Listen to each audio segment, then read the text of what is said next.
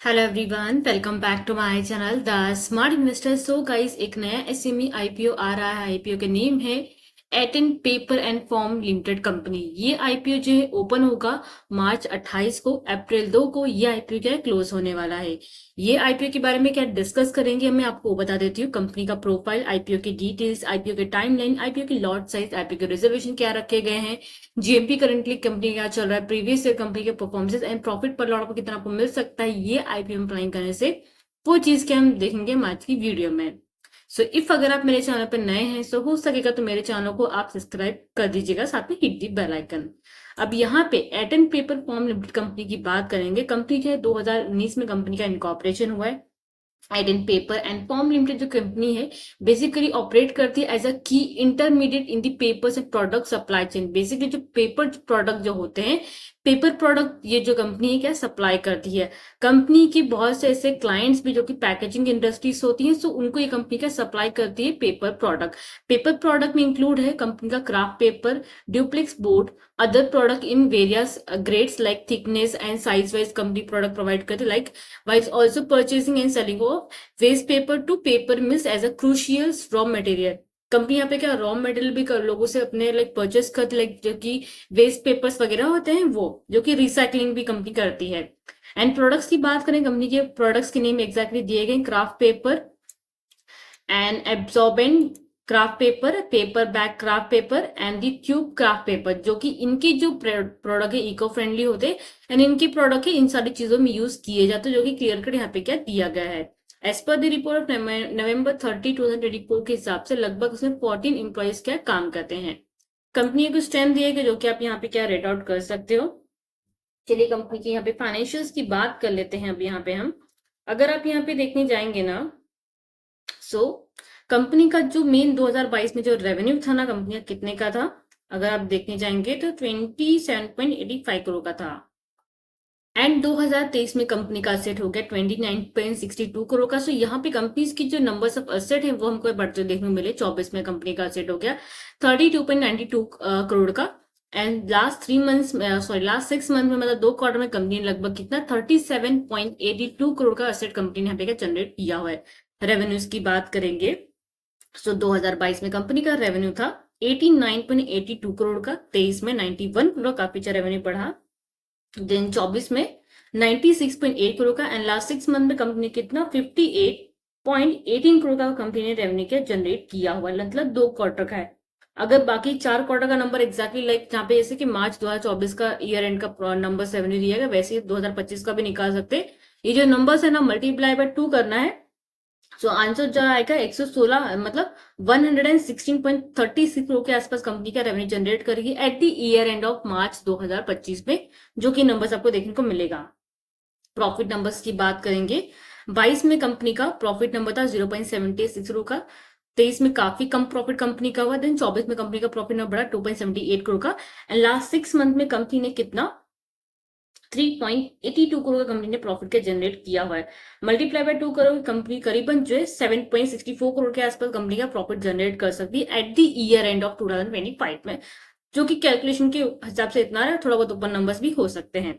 Network company का last 6 month का 10.85 करोड़ का, रिजर्व सरप्लस कंपनी का 3.85 करोड़ का, वही बोरिंग कंपनी बहुत ज्यादा है 10.96 करोड़ का। मीन कंपनी का डेप्थ काफी ज्यादा है एंड बोरिंग कंपनी का बहुत ही ज्यादा है यहाँ पे, जो कि नेगेटिव पॉइंट बनता है। केपीआई की बात करेंगे, सो 98.88 करोड़ कंपनी का यहाँ पे क्या एग्जैक्टली मार्केट कैप दिया गया है। कंपनी का रिटर्न ऑन इक्विटी की बात करेंगे 49.31% का, आरओसी कंपनी का 23.23% का, डेब्ट इक्विटी कंपनी का बहुत ज्यादा 2.23 का दिया गया है।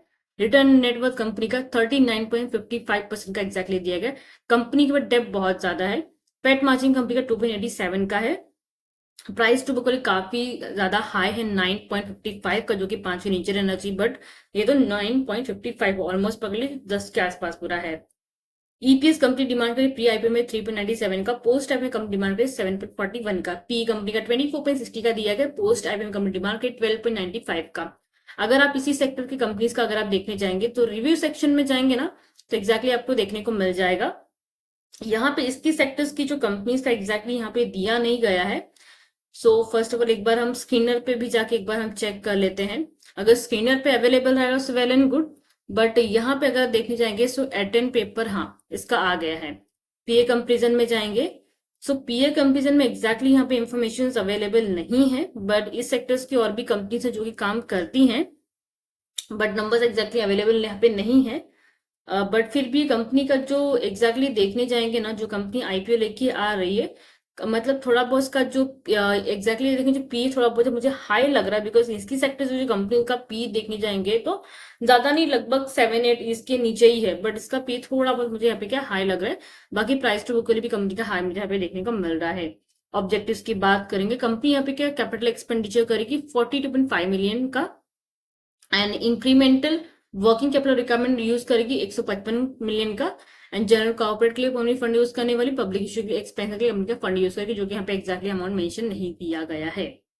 कंपनी के प्रमोटर्स की बात करेंगे, सो मिस्टर मोहन मेंद्रीफ and Mohammed Ibrahim Lakhani, mister Amreen Lakhani, these are the companies promoter. इसमें प्री होल्डिंग इनका 99.95% का, रिजर्वेशन क्यूआईबी का 50% का, रिटेल से 35% का रिजर्वेशन रखा गया, एंड एचएनआई कैटेगरी 15% का रिजर्वेशन रखा गया है। डिटेल्स मिनिमम से मिनिमम मैक्स मैक्स एक लॉट लगा सकते हो, एक लॉट में 1200 शेयर्स मिलेंगे, मतलब 1,15,200 का आपका इसमें क्या आईपीओ अप्लाई के लिए इतना फंड का यूज होगा। 2 लॉट आपको लगाने पड़ेंगे किसमें, एचएनआई कैटेगरी में। एचएनआई कैटेगरी में मिनिमम जो है आप 2 लॉट लगा सकते हो, 2 लॉट में आपको 2,400 शेयर्स मिलेंगे, 2,30,400 का अमाउंट आपका जाएगा आईपीओ अप्लाई करने के लिए। चलिए आईपीओ की डिटेल्स की बात कर लेते हैं।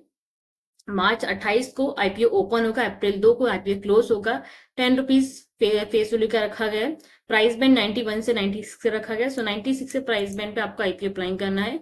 एक लॉट में आपको 1200 शेयर्स मिलेंगे।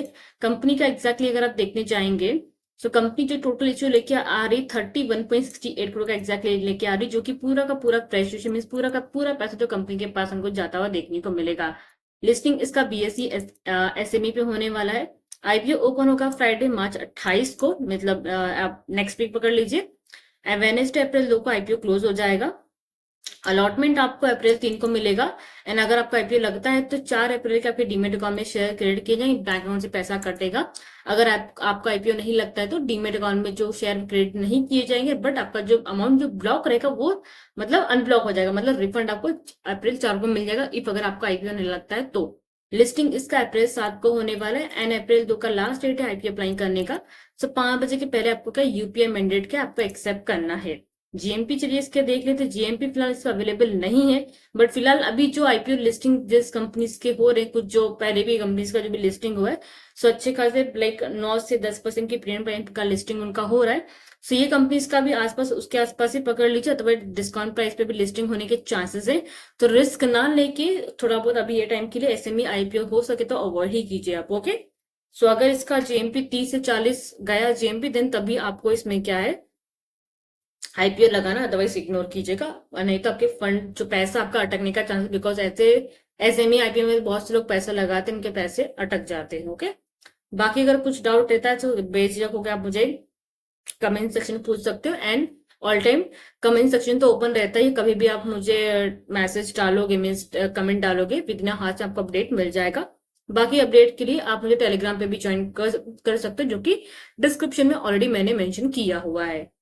सो आई थिंक आपके जो डाउट क्लियर हो गए हैं। सो गाइस लाइक शेयर जरूर कीजिएगा, साथ में चैनल सब्सक्राइब करना मत भूलिएगा। Thank you.